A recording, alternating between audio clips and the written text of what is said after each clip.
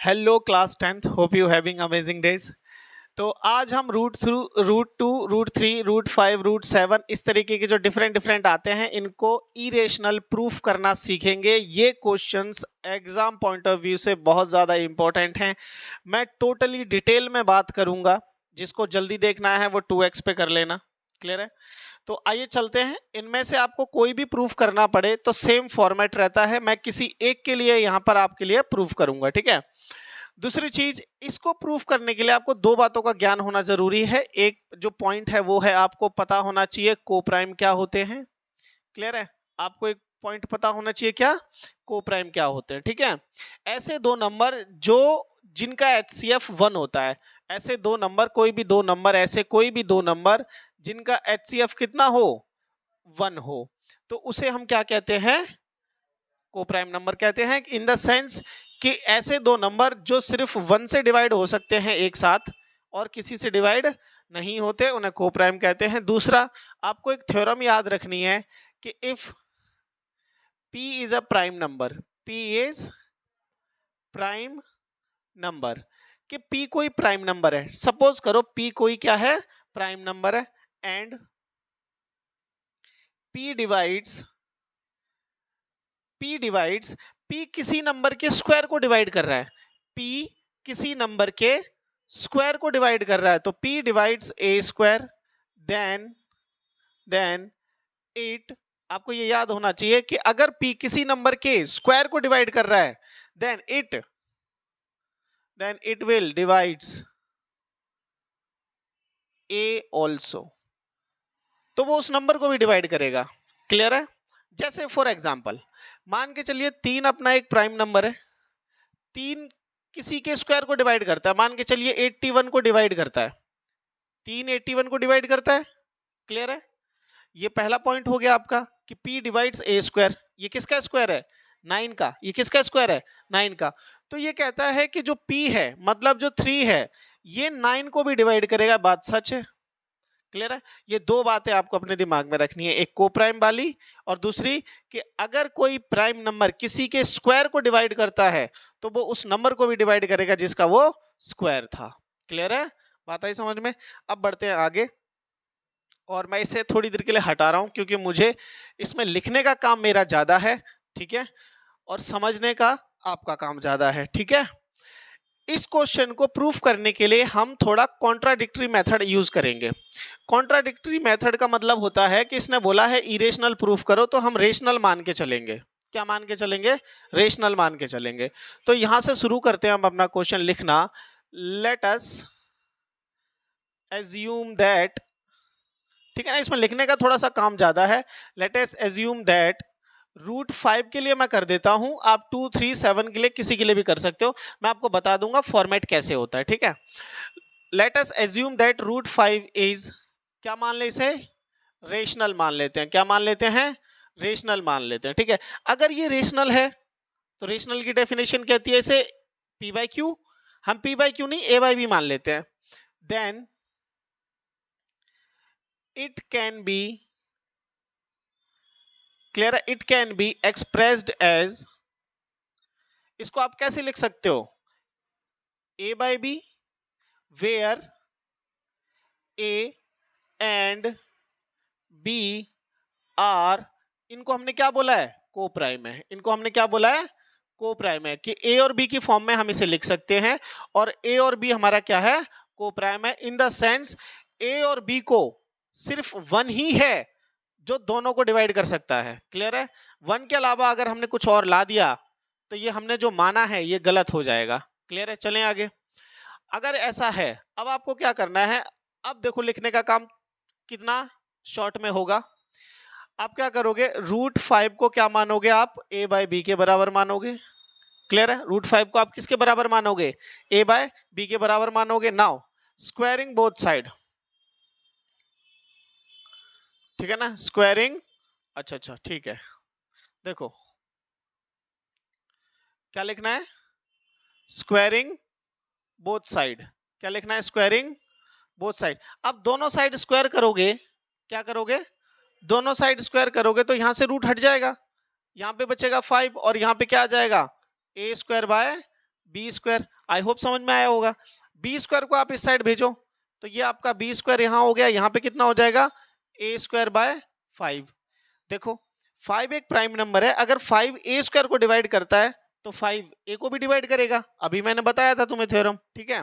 तो यहां लिखोगे since 5 divides a square then it also divides a।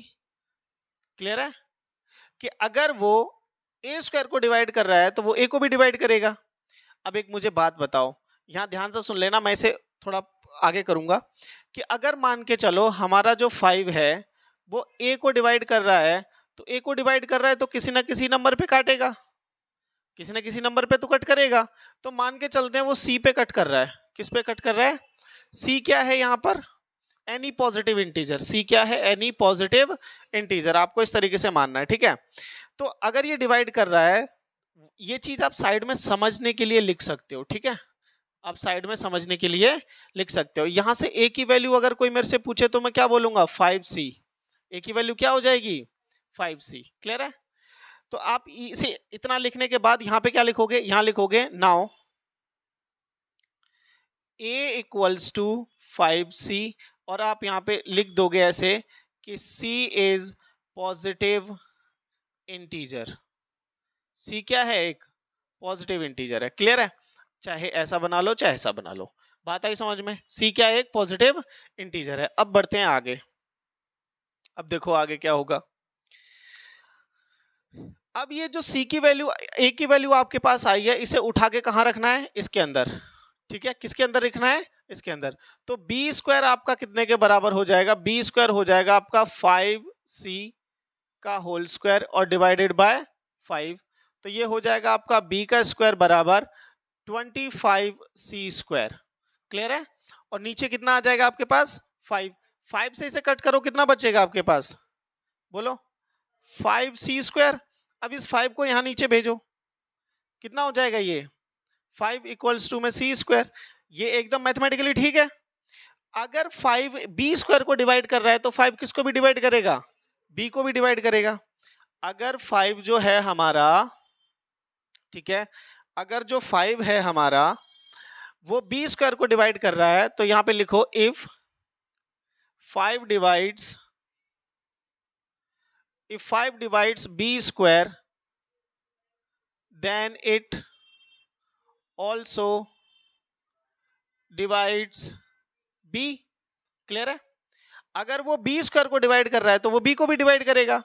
हमने क्या बोला था स्टार्टिंग में कि a और b कैसे हैं? को प्राइम, 1 के अलावा कोई भी नहीं है। यहां 5 a को भी डिवाइड कर रहा है और यहां 5 b को भी डिवाइड कर रहा है। क्लियर है?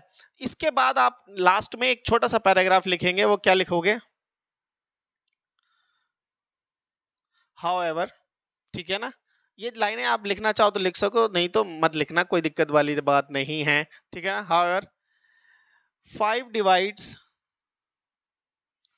a and b।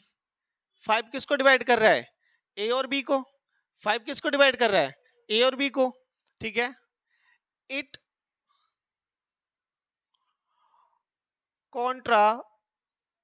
contradicts the fact that, अब ये क्या चीज कर रहा है? ये कह रहा है कि इट कॉन्ट्राडिक्ट्स द फैक्ट्स, कि ये उस फैक्ट को अपोज कर रहा है, ये उस फैक्ट को अपोज कर रहा है that a and b are coprime. Clear है?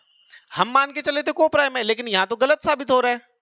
ये कॉन्ट्राडिक्ट कर रहा है इस फैक्ट को कि ये दोनों कैसे हैं? को प्राइम है, ठीक है। इसके बाद आप क्या कर सकते हो? ये जो कॉन्ट्राडिक्शन अकर हुई है, क्लियर है, दिस कॉन्ट्राडिक्शन, ये जो कॉन्ट्राडिक्शन बनी है कि ए और बी को प्राइम है लेकिन हम कह रहे हैं कि 5 दोनों को डिवाइड कर रहा है, this contradiction occur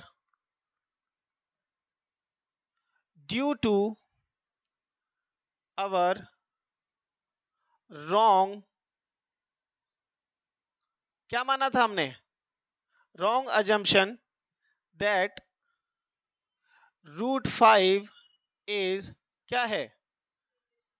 rational. Rational, हमने रेशनल माना था इसे। क्या माना? That root 5 is rational.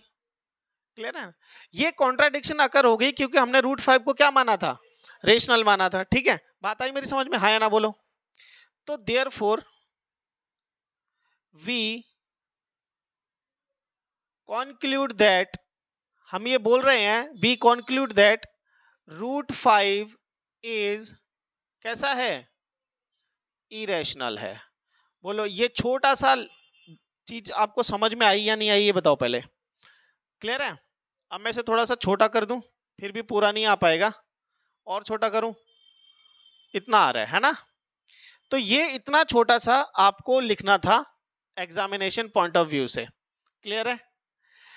इतना तो आपको लिखना पड़ेगा। अगर आप इतना पूरा लिख के आते हो ना, तो आपका एक भी नंबर नहीं कटेगा। ठीक है? अच्छा, अब बात आती है कि सर ये फॉर्मेट है। अगर बात आती है कि जैसे सपोज करो मैं एक काम करता हूं, ध्यान से ध्यान देना मेरी बात पे। ठीक है? मैं एक काम कर रहा हूं। क्लियर है? अब देखो आगे, मुझे इनको कॉपी करने में दिक्कत आ रही थी।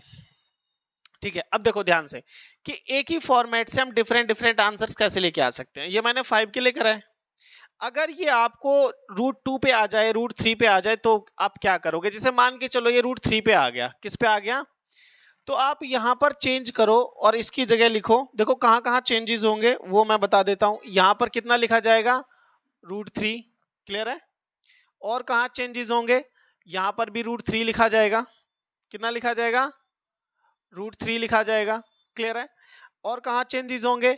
यहां 5 की जगह, जहां जहां 5 है वहां वहां कितना लिखना है आपको? 3 लिखना पड़ेगा। ठीक है? ऐसे ही सेम यहां पर भी है, तो ये 5C की जगह कितना आ जाएगा? 3C आ जाएगा। क्लियर है? जहां जहां 5 है वहां वहां आपको क्या रखना है? 3 रखना है। और कहां रखना था?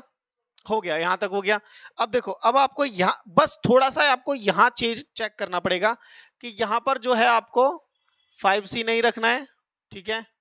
और यहाँ पे आपको ये चीजें इतनी यहां से यहां से यहां से यहां तक चेंज करनी पड़ेंगी। तो यहाँ हो जाएगा 3 का C डिवाइडेड बाई 3, तो ये 9C स्क्वायर हो जाएगा। यहाँ पर भी 3 हो जाएगा, ये कट जाएगा। यहाँ 3C स्क्वायर आ जाएगा और 3 से डिवाइड होके यहाँ पर क्या आ जाएगा? C स्क्वायर आ जाएगा। तो कुल मिला के 3 का स्क्वायर 9, 5 का स्क्वायर 25, 7 का स्क्वायर 49। ये तो आपको करना आता है। इसके बाद क्या करना है? इसके बाद क्या करना है? एक यहाँ पर आपको क्या लिखना है? 3 लिखना है। एक यहाँ पे आपको क्या लिखना है? 3 लिखना है। बाकी में कोई चेंजेस नहीं होंगे। जहां जहां 5 है वहां वहां आपको क्या लिखना है? 3 लिखना है। आई होप ये सारी चीजें आपको समझ में आ रही होंगी। ठीक है? उम्मीद तो यही है। क्लियर है? तो यहां पर भी कितना आ जाएगा? रूट 3 आ जाएगा। क्लियर है? ऐसे ही अगर आपको रूट 2 के लिए लिखना है, तो जहां जहां 3 है वहां वहां क्या डालोगे? 2 डालोगे, है ना? तो जब यहां पे लिखोगे तो 2C, फिर 2C का स्क्वायर करोगे तो 4C स्क्वायर, फिर कट जाएगा 2 पे, फिर 2 नीचे आ जाएगा। फिर जहां जहां 5 है वहां वहां 2, या जहां जहां 3 है वहां वहां 2। आई होप ये चीजें आपको समझ में आएगी। मैंने कोशिश किया है कि एक ही फॉर्मेट में ये सारे आपको प्रूफ करके दिखाए जाएं। क्लियर है? नेक्स्ट में मिलेंगे। Till then take care, bye. Channel के साथ जुड़ जाओ। जुड़ने का तरीका पता है, सब्सक्राइब वाला बटन दबाओ। ठीक है? बाय।